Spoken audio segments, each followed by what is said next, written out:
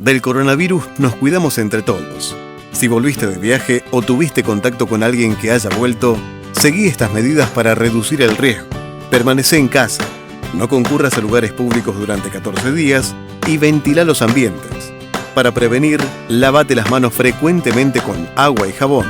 Al toser, cubrite con el pliegue del codo o un pañuelo descartable y deséchalo rápidamente. Usa alcohol en gel y no compartas vasos, mate o elementos de uso personal. Actuemos todos. Es un mensaje del Ministerio de Salud.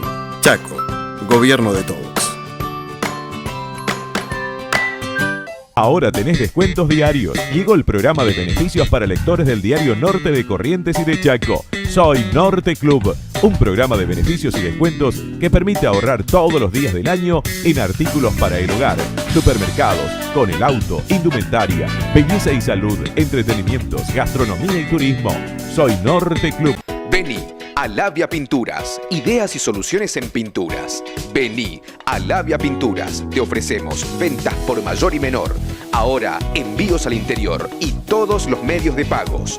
Vení a Labia Pinturas y accedé a los mejores beneficios. Vení a Labia Pinturas. Encontranos en Avenida 25 de Mayo 768, en Bedia 86 y en Avenida 9 de Julio 1787. Vení a Labia Pinturas.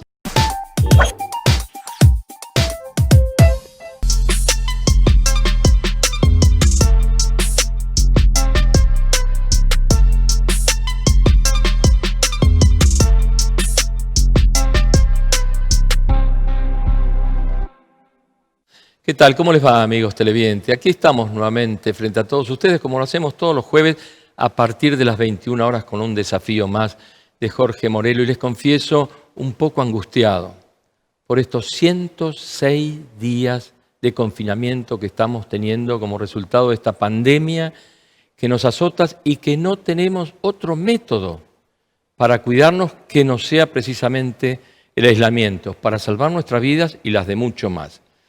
Pero también es cierto que nos está produciendo una tremenda angustia el derrumbe económico que estamos viviendo. La caída de ventas interanual fue del 48.7%. Tenemos casi a la mitad de la población bajo los índices de pobreza. 20.000 comercios que se han cerrado y que Resistencia no es ajena. 58% se ha caído la actividad de la construcción. El turismo sin poder hacer nada, la gastronomía cerrada, los espectáculos sin hacerlos y tantas otras cosas que ponen a este país en una situación muy, pero muy difícil.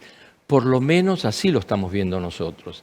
Está con nosotros Rosendo Fraga, analista, político, escritor, abogado, de reconocida reputación en todo el país y también en la provincia del Chaco, al que yo le quiero preguntar si esta realidad que estamos viendo nosotros y que supera en todos los casos lo que hemos vivido en estos tiempos, es tan así. Rosendo, gracias por estar con nosotros. Bueno, no, gracias a ustedes, ¿no es cierto?, por invitarme.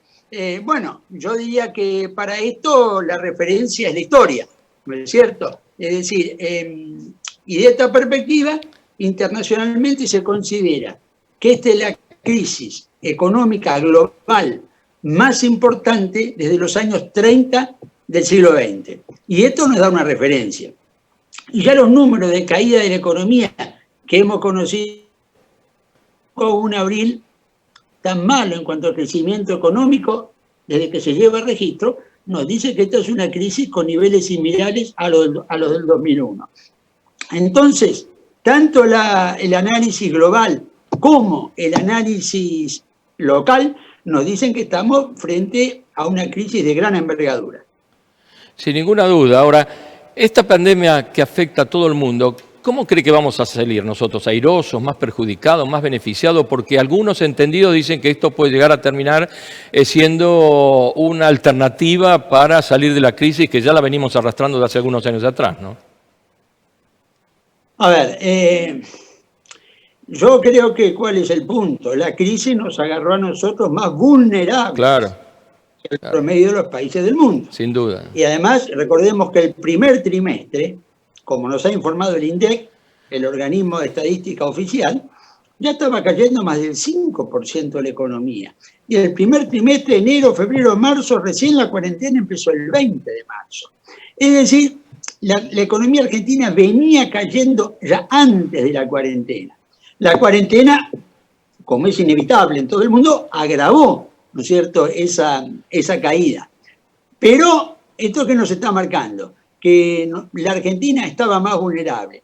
Es posible, ¿no es cierto?, que sufra más problemas que otros países. Pero esto yo creo que nos lleva al tema social.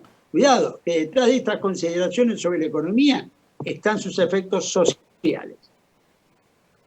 Sin ninguna duda, nosotros acá no solo estamos viendo, usted sabe que la provincia del Chaco es la tercera provincia después del AMBA, en padecer contagios y muertes.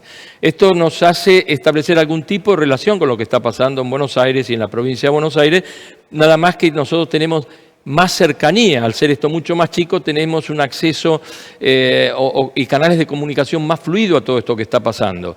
Y el efecto social es tremendo, sobre todo en provincias que tienen casi el 41% de informalidad. Absolutamente. Yo lo que digo es lo siguiente. La OIT, Organización Internacional del Trabajo, que es el organismo especializado de Naciones Unidas en Trabajo, ha informado, ¿no es cierto?, que en el segundo trimestre, el que acaba de terminar, se han perdido en el mundo 480 millones de puestos de trabajo. Sí. A nivel regional de América Latina, nos ha informado que se han perdido 40 millones de puestos de trabajo. Es decir, el costo en materia de empleo es muy importante. Pero esto también, ¿no es cierto?, lo que es muy claro es que esto ha aumentado la desigualdad. Y acá empezamos, ¿no es cierto?, a lo que usted acaba de decir. Es decir, los informales, los trabajadores informales, que son un porcentaje muy alto, Rosento, y en el caso de Chaco, como usted bien dice, están por encima. Sí. La ha marcado, digamos, usted dijo, ¿ha aumentado o la ha puesto sobre el tapete? Porque desigualdad siempre hubo. No, yo lo que diría es lo siguiente. El punto es que la ha aumentado, incrementado. Porque al ser los informales los que más han sufrido el desempleo, el cese del trabajo, esto implica que la desigualdad aumentó.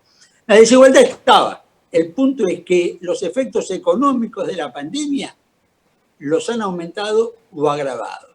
Y tenemos la pobreza. Y la pobreza inevitablemente también aumenta. Era 35% cuando dejó el gobierno Macri, ahora, incorporando las estimaciones con el segundo trimestre, que la caída es muy grande, puede estar en 45%.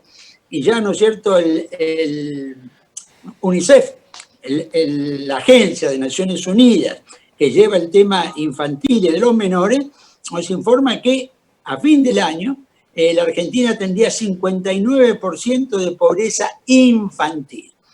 Esto implicaría un 50% de pobreza promedio.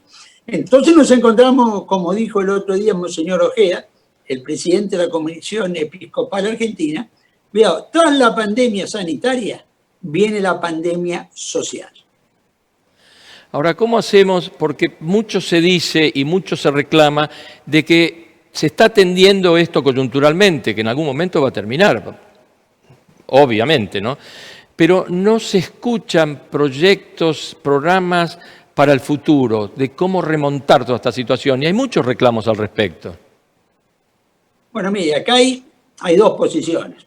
Una que dice en cuanto se vaya la pandemia, la economía va a rebotar.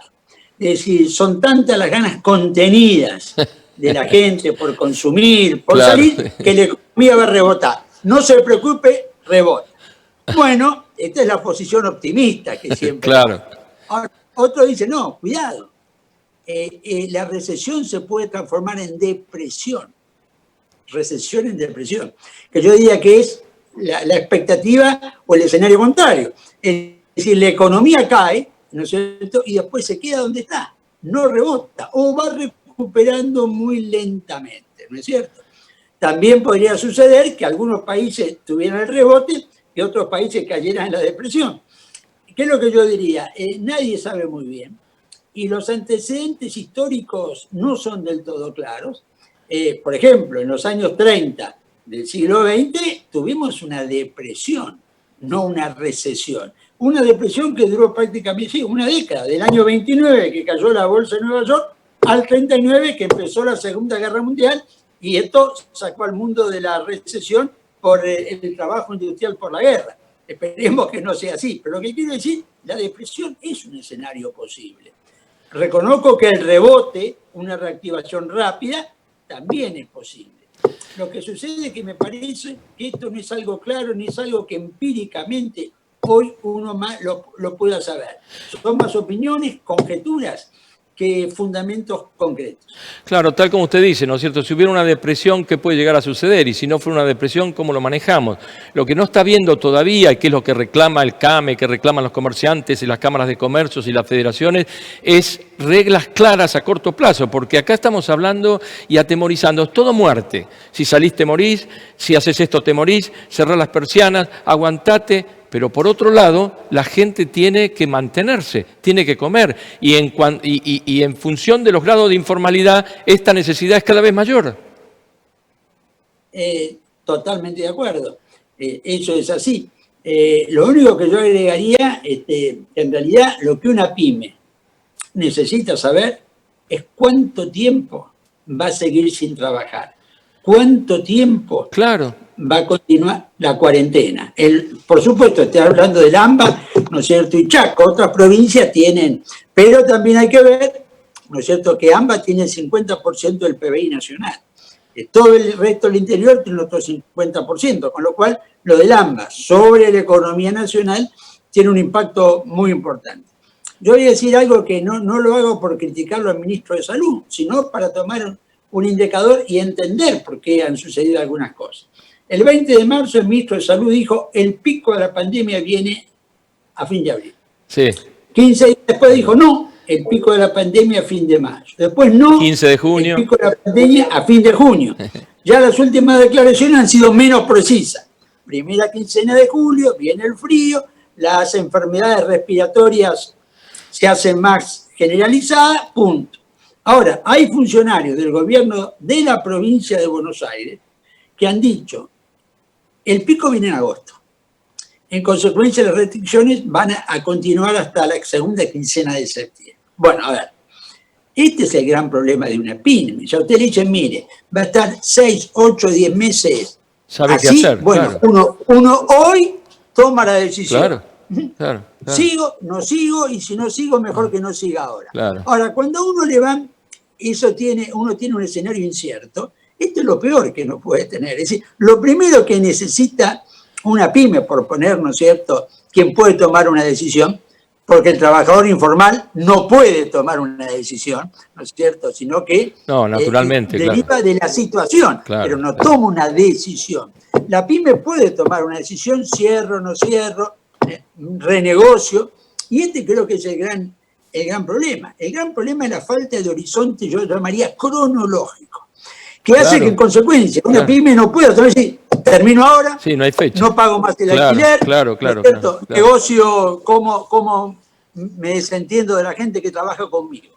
Y este es el punto. Y yo podría decir que nadie lo puede saber, yo podría decir que no le podemos pedir a alguien que nos diga cuánto. Sí, lo que tenemos que asumir es que cuanto más tiempo dure, mayor es el costo que van a estar pagando. Y quizás acá donde viene un punto, ¿no es cierto?, donde las ayudas, la asistencia que está dando el Estado Nacional, yo diría que también por lo menos necesitan un horizonte cronológico.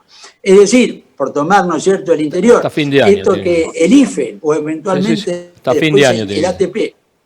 Claro, ¿no es cierto? Esos son puntos que por lo menos ayudan a la toma de decisiones. Rosendo, yo la vez pasada estaba cambiando opiniones con un economista, porque yo no lo soy, pero uno tiene algún nivel de sentido común. Entonces decía, todos conocemos el esfuerzo que está haciendo el gobierno nacional para asistir a los que más la necesitan, a las pymes con créditos, estos créditos que sacaron al 24%, que solamente llegó el 50% de los necesitados, y solamente llegó el 22% a los créditos con interés cero. Pero yo le decía, cuando una empresa saca crédito, normalmente es para producir, para desarrollar y para apostar a la compra de herramientas que le permitan aumentar la producción. Ahora, cuando una empresa tiene que sacar un crédito para pagar los salarios, a mi juicio está condenada al fracaso. Y yo creo que sí. Sí. Todos sabemos que, es una opinión, ¿no? El endeudamiento es muy peligroso. Y el primer ejemplo que el endeudamiento es peligroso, no es para producir, lo da el país. Claro. Lo da el país. ¿No es cierto? Que estamos con el tema de la deuda eterna, que es un tema crítico para la economía, ¿no es cierto?, para la economía argentina, y donde cuando uno ve la salida de capitales, el endeudamiento en realidad fue para financiar la salida de capitales, claro, no para construir obras de infraestructura, ¿no es cierto?, para desarrollo social. Y en alguna medida, no es lo mismo, pero en alguna medida esta es una referencia. Es decir, sobre todo cuando yo tengo, ¿no es cierto?, una deuda para comprar equipamiento, claro, para, ¿no es cierto?, cambiar los locales, es una cosa. Ahora, cuando tengo una deuda solo para pagar deuda, esto es lo que es un callejón sin salida. Vale para el país, vale para una empresa y vale para una familia. Y gran parte del aparato productivo está enfrentando ese riesgo en este momento. Diría mi madre, ¿no es cierto?, y te metes hasta la coronilla. Como decía, claro, ¿se acuerda que decían antes? Rosendo, ¿cómo vemos? Este programa que tiene 27 años, que salimos, ganamos todos los premios que hay en Buenos Aires, era un programa de los jóvenes, desafío al programa de los jóvenes. Por razones obvias ahora no podemos contar los jóvenes, pero siempre atendimos las problemáticas, las necesidades y las vicisitudes que pasan los chicos. ¿Cómo puede afectar esto a las diferentes generaciones? Nosotros somos los baby boomers, ya estamos muy de vuelta, pero los millennials, los centennials, porque ellos están viendo esto con ópticas que nosotros no vemos, quizá por la edad y otras por la falta de dinámica o porque no estamos con la edad que tienen ellos, naturalmente, ¿no? Miren, yo lo que voy a decir no es lo que me gustaría decir. Lamentablemente, estamos viendo que hay una inmigración de jóvenes. Y lamentablemente, la inmigración es de los jóvenes más capaces. Sí, claro. En este momento. El que se va. Entonces, cuidado, digamos, no necesariamente la pandemia, sino por un proceso. Estamos perdiendo el futuro. Y lo estamos perdiendo porque el capital humano es lo fundamental para el desarrollo de un país sostenible en el largo plazo. Absolutamente. Y estamos perdiendo, yo diría, la gente más capaz, ¿no es cierto?, de la franja juvenil. Y cuando digo más capaz, es más capaz no solamente como emprendedores privados, sino como gente del área de ciencia, investigación, claro, ¿no es cierto?, ciencias duras. El que se basa es que tiene posibilidades de hacer algo afuera.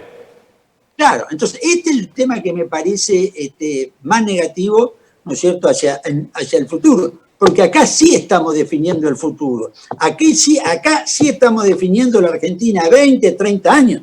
Si un país pierde su gente más capaz, o alguna de su gente más capaz, dentro de 20 o 30 años, y esa va a sufrir las consecuencias de ello, que son negativas. Por hacer una analogía a la Europa vieja de hoy, ¿no? Claro, exactamente. Y sobre todo, ¿sabe qué? La Europa oriental y central. Claro, la Europa oriental y central, que en alguna medida les pasa lo que nos pasa a nosotros, ¿no es cierto? Es decir, en ese caso tienen Alemania, Francia, etcétera, como destino. Rosendo, salió hoy, creo que es una noticia de hoy, todos sabemos la presión tributaria que hay en este país, que estamos entre los primeros del mundo, con 163 impuestos entre nacionales, provinciales y municipales, que es uno de los grandes agobios que tienen las empresas y que en este momento la gente ha dejado de pagar porque no puede. Pero hoy, en un anuncio de la FIP dice que van a aumentar los costos de los intereses de la gente que debe la FIP. ¿Cómo es esto? Bueno, sí. Si en una crisis uno aumenta ese costo, le complica aún más la vida a aquel que no puede trabajar, no puede vender y que el endeudamiento lo lleva a un callejón sin salida. Y nosotros no somos ministros de Economía. Claro, cargarle un costo más, es obvio, le va a complicar más la vida. Pero a mí me da un poco la sensación que quienes toman decisiones ya a nivel político, la idea es, después veremos. Sí.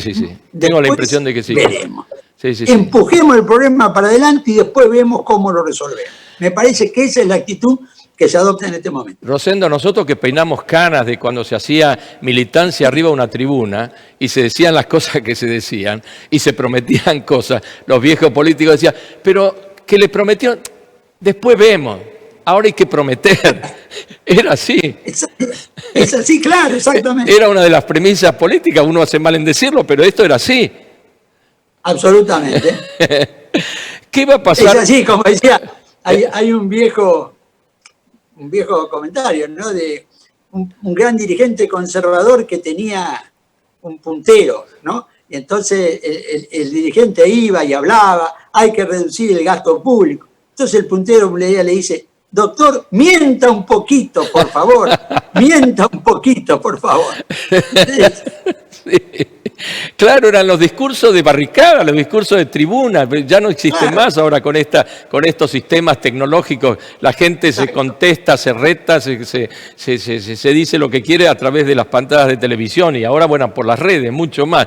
Pero ¿cómo ve al país con esta, que es la única forma que tenemos, porque no tenemos créditos internacionales, la emisión? ¿Cómo cree que va a terminar esto? Y mire, la historia nos dice que no termina bien, ¿no es cierto? Lamentablemente, ¿no es cierto? Si no, sería muy fácil.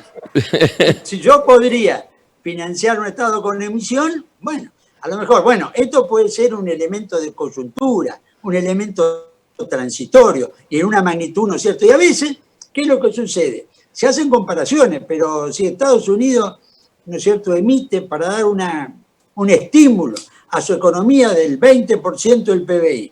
¿Por qué Argentina no puede ser lo mismo? Bueno, porque Estados Unidos tiene el dólar. Y si Estados Unidos tiene moneda fuerte. Dólares, todo el mundo se lo toma. Claro. Si nosotros emitimos más pesos, cuidado. Nosotros no estamos teniendo a alguien que nos toma los pesos como a Estados Unidos le toman el dólar. Entonces tenemos que ser más prudentes en esto de la emisión. ¿Cómo ve a la oposición hoy, yendo al tema estrictamente político, que no hay unos liderazgos definidos y que no terminan siendo favorables a las políticas de Estado a veces que se toman? A ver, yo creo que la oposición es paradojal en este sentido. No tiene liderazgo, pero existe. Y el 20 de junio vimos que existe. Con una situación muy clara. El campo, claro, no pasó hace 12 años, claro, sí. vuelve a ser el eje real de la oposición, sí. No la política. Y con una segunda paradoja. El sector menos afectado por la recesión de la pandemia es el campo. Es decir, sí, claro. El comercio, la industria, la construcción han sido mucho más castigados por la recesión que el campo, que ha sido el menos afectado. Sin embargo, y las cosas no son en política matemáticas, el campo es el sector que más se ha movilizado de una posición o una actitud opositora. No hay liderazgo opositor, pero sí hay sectores que están en la oposición. Y esos sectores me parece que van por delante de su dirigencia, aún por delante de la dirigencia del campo. Claro, correcto, pero no van, digamos, siempre detrás de todo esto hay política, pero van por sus propios contenidos y por sus propias proyecciones. Ya lo vimos también con la 125. Terminó la 125, se consagraron 2 o 3 como de Angeli como senador, y ahí quedó. No hubo un liderazgo de la actividad agropecuaria que se posicionara a nivel nacional. A ver, ¿cuál es el punto? No es político, pero genera consecuencia política. Claro. No es político, sí. No. Pero genera consecuencia política. Es decir, si vamos a hace 12 años, ¿no es cierto?, el voto no positivo de Cobo. Es decir, Cobo, sí, claro. Hubo consecuencias políticas de un hecho que en sí mismo no era política en cuanto a su génesis, sí, claro. ¿no es cierto?, y su desarrollo. Es decir, ese episodio en alguna medida no lo debilitó al kirchnerismo y no es que produjo efectos, ¿no es cierto?, en la elección, sí, digamos, en la elección del 2013, sí, claro, ¿no es cierto?, el oficialismo perdió, es decir, no en forma inmediata. Entonces, no son movimientos políticos, pero son movimientos que generan consecuencias políticas. Sí, tienen un tremendo efecto rebote, sin ninguna duda, ¿no? Bueno, lo estamos viendo, cuando ejercen presión, lo vimos el 20 de junio, como usted dice. Rosendo, la última preguntita, ¿cómo ve la Argentina post-pandemia? A ver, yo creo que lo estuvimos diciendo en este sentido. Viene la pandemia social. Claro. La pandemia sanitaria parecía que iba a generar un fenómeno de unidad política que después no fue tan así. ¿no es cierto? No fue tan así. Yo creo que frente a la pandemia social hay que hacer una convocatoria a la unidad. Es decir, no hay que pretender utilizar políticamente la situación desesperada en la cual va a haber como mínimo un tercio, ¿no es cierto?, los argentinos. Entonces yo creo que la pandemia social tenemos que tratar de enfrentarla en unidad, lo que no hemos logrado hasta ahora. ¿Cree que se va a conseguir aunar criterios en función de las necesidades del pueblo y no entrar en estos periodos de chicanas políticas, críticas por criticar y para ver quién las capitaliza mejor? ¿Va a haber madurez política y consenso en este tipo de actitudes que no la vimos casi nunca acá en este país? A ver, yo, ojalá. Claro, ojalá. Pero en contra de esto, ¿qué es lo que digo? Cuanto más nos acerquemos a la elección legislativa del año que viene, más difícil va a ser alcanzar esos consensos. Sin ninguna duda, yo creo lo mismo que vos. Rosendo, fue un placer poderlo tener en nuestro estudio. Gracias por invitarme. No. En cualquier momento lo volvemos a molestar porque como decimos acá, es un lujo estar con usted. Muchas gracias a vos. Hasta luego. Chao, hasta luego, Rosendo. Gracias.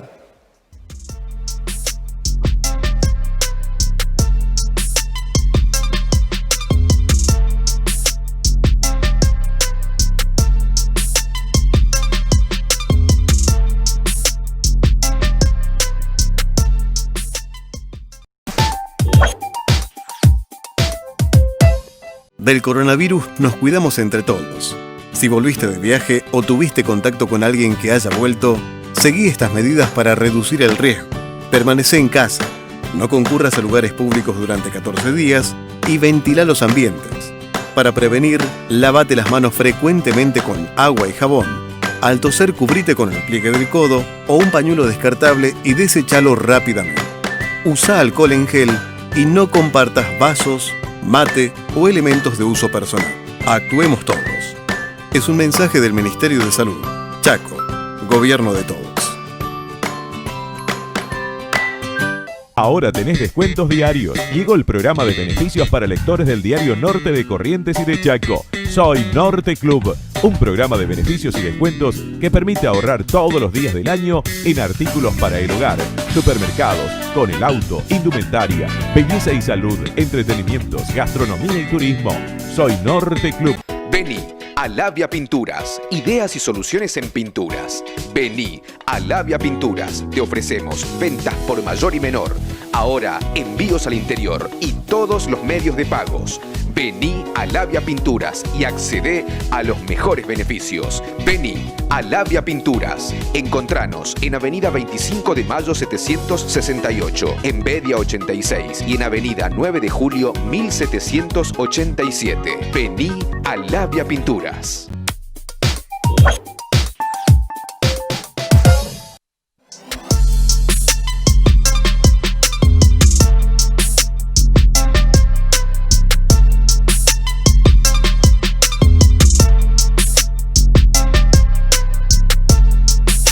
Y en este segundo bloque vamos a estar con el doctor Atilio García Plista, que es médico cirujano y se ha hecho cargo de la Subsecretaría de Promoción de la Salud en este periodo tan difícil y que tantos dilemas nos está causando, no solo los que destacábamos en el primer bloque, los problemas económicos, sino ya nos causa problemas de angustia, de ansiedad, de conflictos, hasta problemas de salud mental. Y ahora estamos con 24 días por delante. Y yo quiero iniciar esto preguntándole al doctor o a Atilio, me voy a permitir tutearte porque quizá la diferencia de edad me permite hacerlo. ¿Vos creés que esta pandemia o esta cuarentena se va a respetar como corresponde en la ciudad de Resistencia o en el Gran Resistencia, que son los más afectados?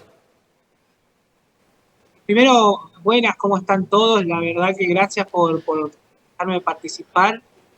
Y por lo menos desde la parte que me toca a mí, del ministerio, bueno, como llevo 24 horitas recién y bueno, tengo un muy buen equipo de trabajo, la verdad que una subsecretaría que tiene mucho movimiento.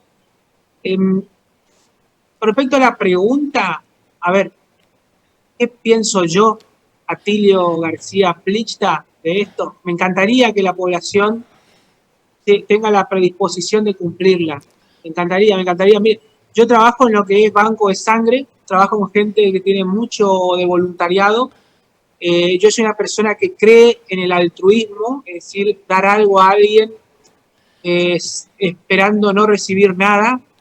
Pero acá yo quiero que todos seamos altruistas, ¿sí? Que todos tengamos presente de que nos necesitamos uno de otros para llegar a este objetivo. No solamente necesitamos de la parte gubernamental, sino que necesitamos de cada individuo de la sociedad para que esta patología no se siga extendiendo.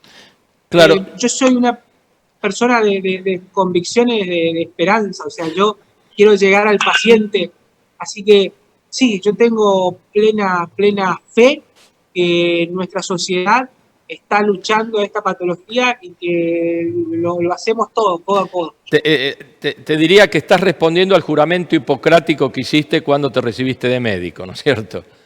Creer en el altruismo, la necesidad. Ahora, la realidad, nosotros decimos en televisión, supera la ficción. Y cuando se empieza a bloquear y a contener todo lo que es el microcentro y salimos a la periferia de resistencia, ahí vemos que el acercamiento, el barbijo, las aperturas y el movimiento es muchísimo mayor que lo que es la parte céntrica, con todas las afectaciones que esto implica. Por eso yo te preguntaba si de verdad creías que esto va a dar efecto, porque en tanto y en cuanto no se tomen los recaudos justos, necesarios, ¿no es cierto? Porque alguien dijo alguna vez que todos los hombres son buenos, pero cuando se los controlan son mejores, es así, de que debe haber puntualmente un control más exhaustivo para que no se disamine más el virus como lo está haciendo, ¿no?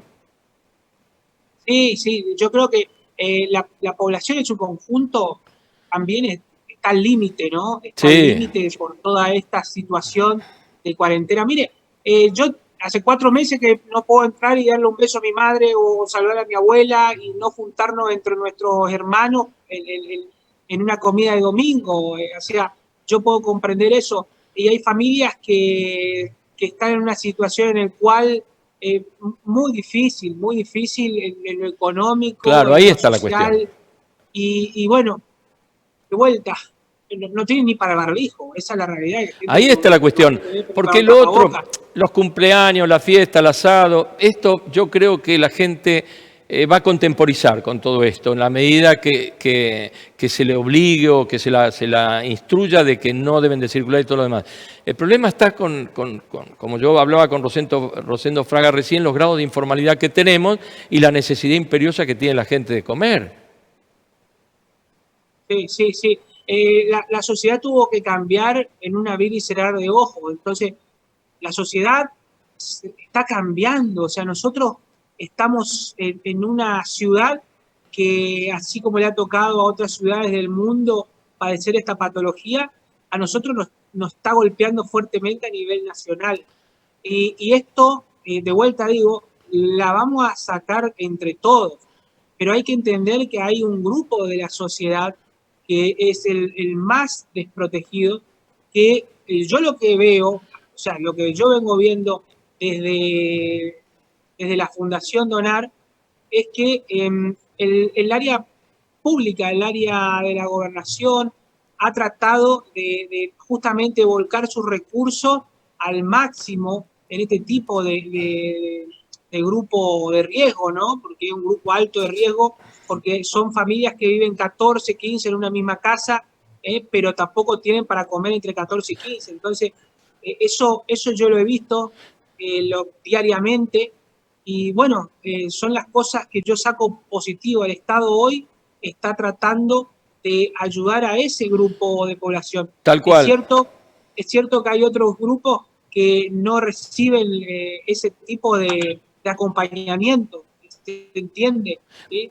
Bueno, siempre... En ese sentido de lo que es el voluntariado, lo que es el servicio social, o sea, el estar al servicio de la sociedad, desde lo que es... Sí, sin duda, las crisis siempre dejan los rezagos, no tenemos ninguna duda.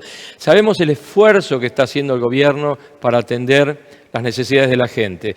Yo la verdad que me puse muy contento cuando escuché la conferencia del presidente con el gobernador de la provincia, donde le decía que nosotros vamos a recibir todo el apoyo del gobierno nacional, porque sabemos la dependencia que tenemos de Buenos Aires. De manera que esto es absolutamente, cuando se le piden más médicos, cuando se le piden más insumos y cuando se le pide más seguridad y le dicen que sí, yo creo, Atilio, no sé si estás de acuerdo, que esto va a ayudar a controlar esto que acabamos de poner sobre el tapete, ¿no? Sí, sin duda, esos recursos justamente son para tratar de controlar esta situación que estamos pasando. Miren, hemos ocupado, como se ha visto, hemos utilizado recetas, hemos creado nuevos sistemas, se han hecho muchas cosas para tratar de contener y todavía acá en nuestra ciudad, ¿no? Porque no puedo decir en todo el Chaco, ¿eh? No sé si se dio cuenta, o sea, no es que esto está pasando en todo el Chaco. No, para nada, no. De Resistencia. Es el gran Resistencia, por eso yo dije, es el gran Resistencia. Aislándonos, nos estamos aislando el resto es el gran Resistencia y un poquito Sáenz Peña, tal cual. Y ahora aparecieron dos o tres casos en Charata y ya están cerrando la ciudad, ya están tomando las medidas de inmediato. Pero vos crees... Sí, perdón. Pero con los miles de casos que ya tenemos ahora, no se ha extendido al resto de la población del Chaco. Como uno diría, esto tendría que haberse incendiado en el resto de la provincia. Sí, está todo contenido acá, claro. O en las provincias, aledañas, nos rodean. Por eso el gobierno provincial ha hecho un esfuerzo tremendo para que esto no pase a otros lados. Entonces, cuando a veces uno ve en algunas situaciones que dice, bueno, ¿por qué no estamos mejor que en tal lugar? ¿Sí? Bueno, no estamos mejor que en ese lugar, pero no estamos peor que en otros lugares del mundo donde tienen un sistema económico mucho más importante. Así que creo que tuvimos la desgracia, yo hablo desde mi punto de vista de vuelta como funcionario de una fundación, tuvimos la desgracia de que los primeros aviones que bajaron con la patología pararon acá en el aeropuerto de Resistencia. O sea, eran compromisados nuestros que vinieron de Sí, ni me hable de las dos médicas, esa fue tremendo. Pero bueno, entonces, no, yo creo que le tocó a ellos como le pudo haber tocado a Tío García y haber pasado esto. O sea, es una situación que nadie quiso traer esto. No, obviamente. Sería una necedad pensar de que la trajeron adrede, ¿no? Esto es... No, por eso, mire, la humanidad ha pasado... La humanidad en lo inmunológico, vamos a decir, ha pasado por grandes pestes y nos ha costado sobrevivir. El tema es que a veces se focaliza en ciertas regiones, ¿no? En las cuales termina generando más daño en esas poblaciones. Ahora, ¿vos crees que con estos 24 días de volver a fase 1, con toda la rigurosidad que esto implica, va a ser suficiente? Yo creo que no. Yo creo que esto es... Yo también, yo tampoco creo que no. Es una herramienta más, así como la terapéutica. Por eso yo quiero entender así. O sea, a veces uno dice, voy a dar este medicamento y con esto voy a curarlo. Y en algunas personas no responde ese medicamento. Entonces, es una terapéutica. O sea, es una cuestión de decir, bueno, mire, lo que mejor funcionó fue el aislamiento. Eso sin duda que ha funcionado, porque ni un medicamento funciona tan bien como el aislamiento. A ver, es la única que tenemos, es el único medio, el aislamiento, el barbijo y la separación, la no circulación, es la única que hay. No que están hablando de la vacuna y largaron, el presidente Trump largó esos medicamentos, le dijo a gente que tomaran la bandina, que se enfermaron, todos esos disparates que se están hablando y diciendo en todo el mundo. Bueno, vos sos un hemoterapista, ¿no es cierto? ¿Qué hay del plasma? ¿Qué hay de cierto en esto? Mucho de cierto, hay mucho de cierto. En realidad hay más de 100 lugares en el mundo donde se está haciendo esto, en el cual uno lo que hace es trasladar este sistema inmunológico que fue capaz de poder recuperarse a un paciente que no tiene la capacidad de desarrollar defensa. Entonces uno le puede aportar esa inmunoglobulina, esa defensa y darle una chance para combatir el virus.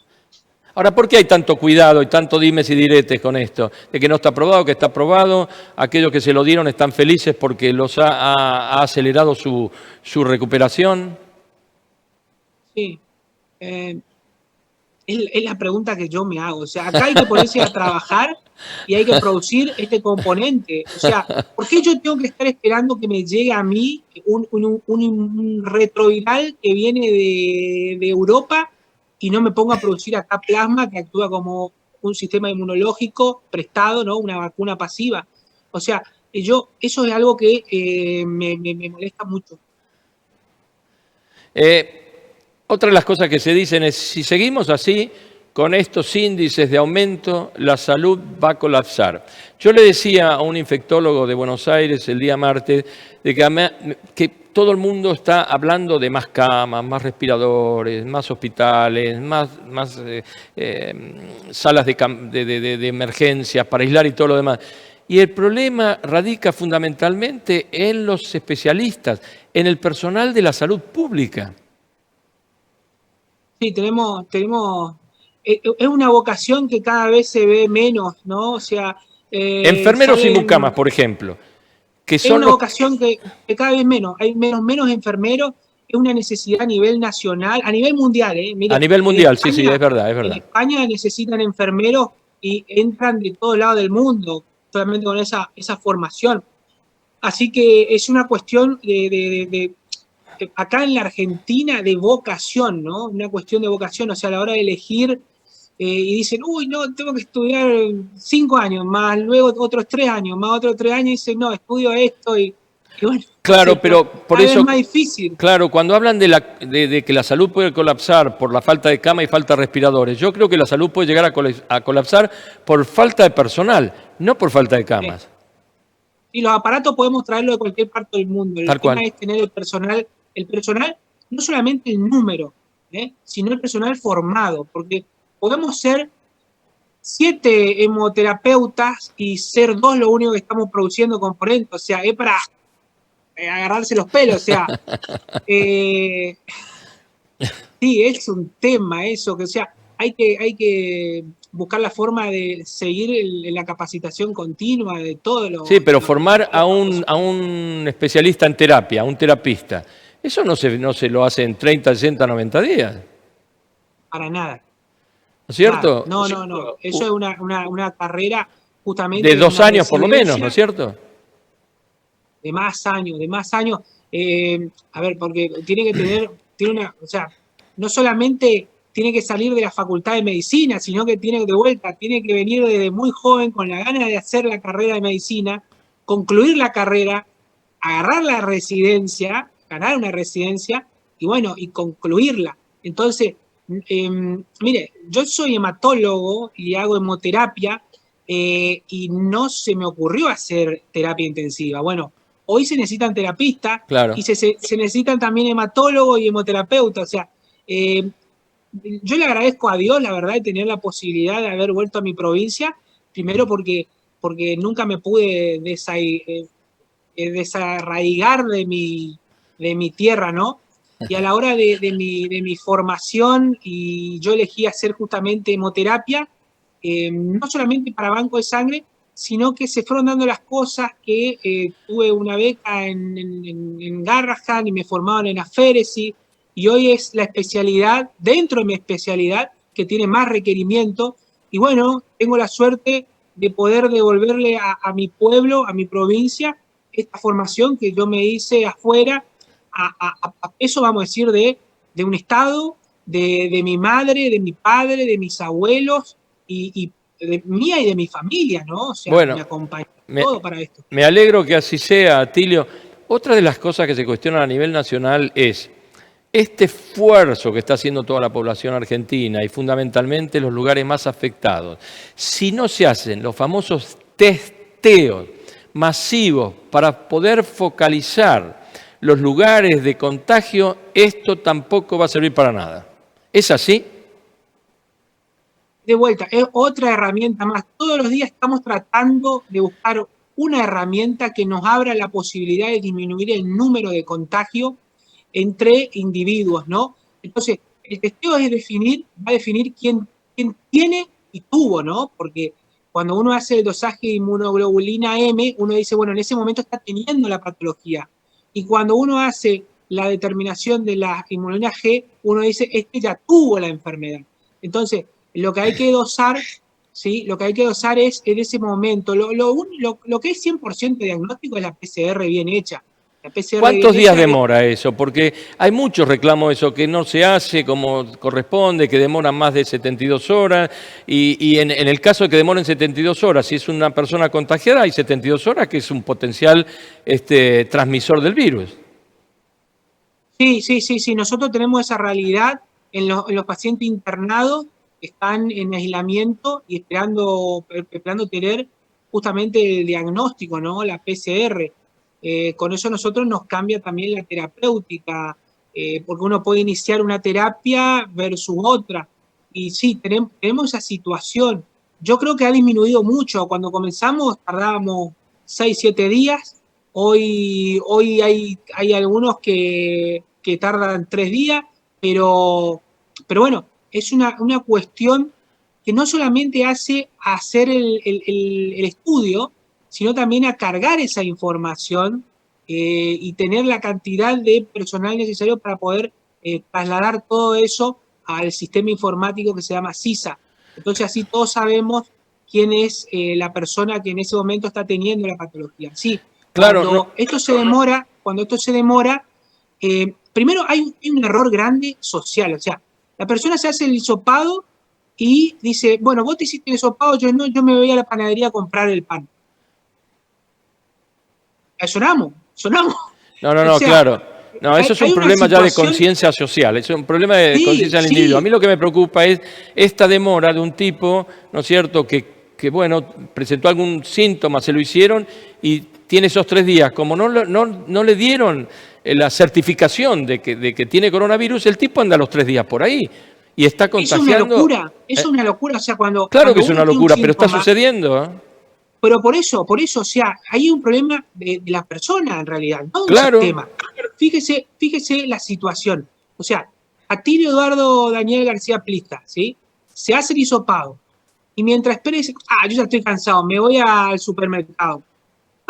Vengo al supermercado, 2 minutos después que llego y dice COVID positivo.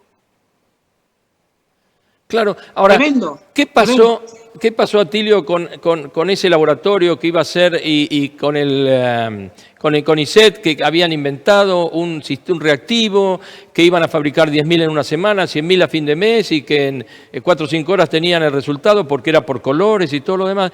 ¿Qué pasó con todo eso? Que se hizo tanto ruido, salió por todos los medios y después no. No sé, no conozco esa técnica. Ahí está. No la conozco. Todos los medios de comunicación de Buenos Aires hicieron tanto ruido, no me acuerdo el laboratorio, pero sí estaba el CONICET en el medio de todo esto, y bueno, que habían elaborado y que iban a tener, me acuerdo que eran 10.000, porque le hicieron una nota un lunes, iban a tener 10.000 al fin de la semana y al fin de mes 100.000. Nada más se supo, no hay reactivos. No. Ese creo que es 0R o R, ¿no? El que le hacen el primero, que depende de la cuenta de glóbulos, ya le da un acercamiento a si está contagiado o no. No conozco la técnica, la verdad que me estoy enterando por usted, en realidad, por vos, disculpá, por vos. Sí. Yo las técnicas que conozco son la PCR, claro. que es sensible, que es 100% sensible y específica. Sí, claro. Y luego están las determinaciones serológicas, que son la determinación de la IgG, la IgM, y que hay también, no solamente por reacción ELISA, sino que también hay luego unos tipos de rápido, que te pinchan el dedito, vos pones una gotita y bueno, y hay una lectura rápida de inmunoglobulina G y M. Claro. Pero no son tan sensibles o específicas como es la PCR. Claro, por eso es este cuestionamiento que se está haciendo tanto en Buenos Aires respecto a este testeo masivo, que se iban a hacer creo que 10.000 por día, una cosa así, que lo están haciendo en las estaciones de ferrocarril, donde llega mucha gente, que yo calculo, bueno, acá también se está haciendo en alguna medida, no sé si es necesario como para llegar a focalizar y aislar a esa gente, como se hizo, por ejemplo, inmediatamente en el barrio Toba, ¿no? Sí, yo creo que toda tecnología diagnóstica que podamos usar, la tenemos que usar. porque esta es una patología que cuando se distribuye masivamente trae como consecuencia muerte, pero de a miles. Entonces, creo que la inversión de poder buscar tecnologías que nos puedan habilitar a llegar a un pronto diagnóstico es una excelente inversión, mire, de vuelta, hay medicamentos que salen cientos de miles de pesos con respecto para tratamiento que proponen en algunos lugares, y hay que investigar, hay que invertir ese medicamento primariamente en lo que es el diagnóstico. Cuando tengamos un diagnóstico de la mayor cantidad de la población, pero esto acuérdense, o sea, yo hoy hago diagnóstico, mañana hay alguien que se va a infectar nuevamente, entonces es una situación en la cual se va a seguir agregando el paciente COVID nuevo, entonces tiene que ser algo masivo, si es así planteado, tiene que ser masivo para llegar más rápidamente a un diagnóstico universal, ¿no?, de la población. Atilio, ¿cómo estamos en el interior? Casos a Espeña, Charata, Villa Ángela, ¿qué casos? ¿Estamos con capacidad suficiente como para atender una multiplicación de casos y todo lo demás? Como le digo, o sea, hoy actualmente en la provincia del Chaco no solamente hay una buena cantidad de camas, como para tanto en el subsector privado como en el sector público, porque toco madera, la patología está todavía bastante controlada en el sentido de que no nos desbandamos como grandes ciudades del mundo, ¿no?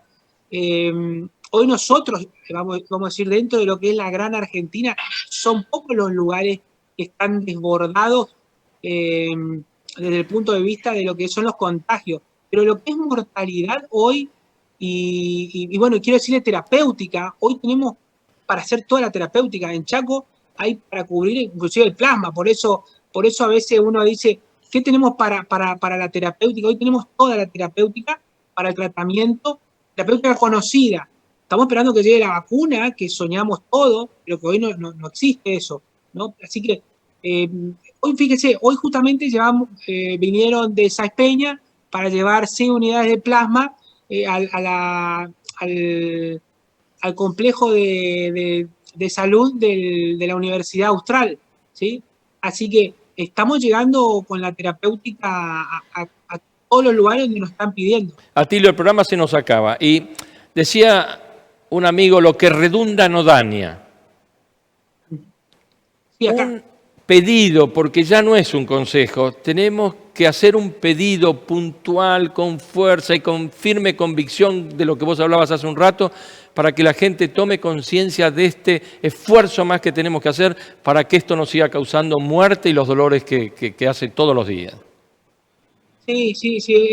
O sea, yo pido justamente eso, pero hay personas que tienen hambre, hay personas que la verdad la están pasando mal con la pandemia. Pedir un esfuerzo a este grupo de población, duele pedir un esfuerzo a ellos.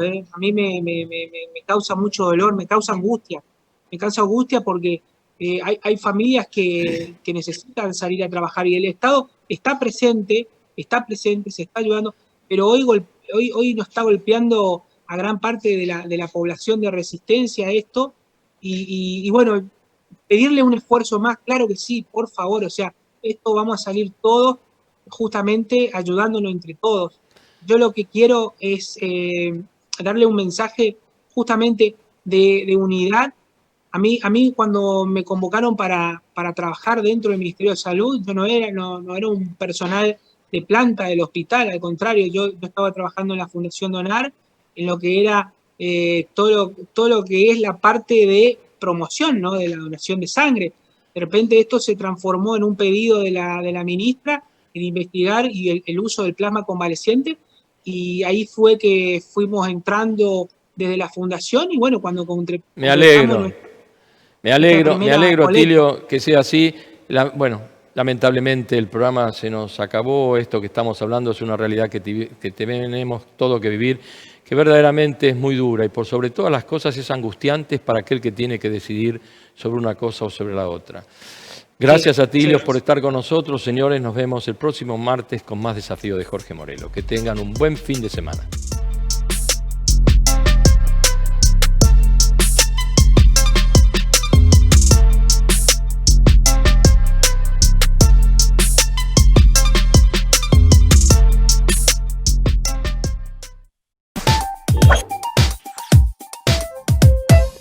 Del coronavirus nos cuidamos entre todos. Si volviste de viaje o tuviste contacto con alguien que haya vuelto, seguí estas medidas para reducir el riesgo. Permanecé en casa, no concurras a lugares públicos durante 14 días y ventila los ambientes. Para prevenir, lavate las manos frecuentemente con agua y jabón. Al toser, cubrite con el pliegue del codo o un pañuelo descartable y deséchalo rápidamente. Usa alcohol en gel y no compartas vasos, mate o elementos de uso personal. Actuemos todos. Es un mensaje del Ministerio de Salud. Chaco, Gobierno de todos.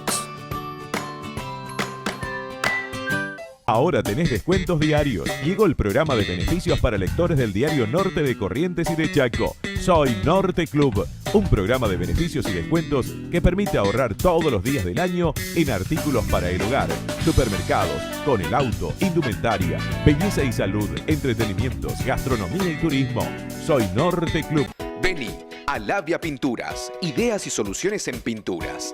Vení a Labia Pinturas, te ofrecemos ventas por mayor y menor. Ahora envíos al interior y todos los medios de pagos. Vení a Labia Pinturas y accedé a los mejores beneficios. Vení a Labia Pinturas. Encontranos en Avenida 25 de Mayo 768, en Bedia 86 y en Avenida 9 de Julio 1787. Vení a Labia Pinturas.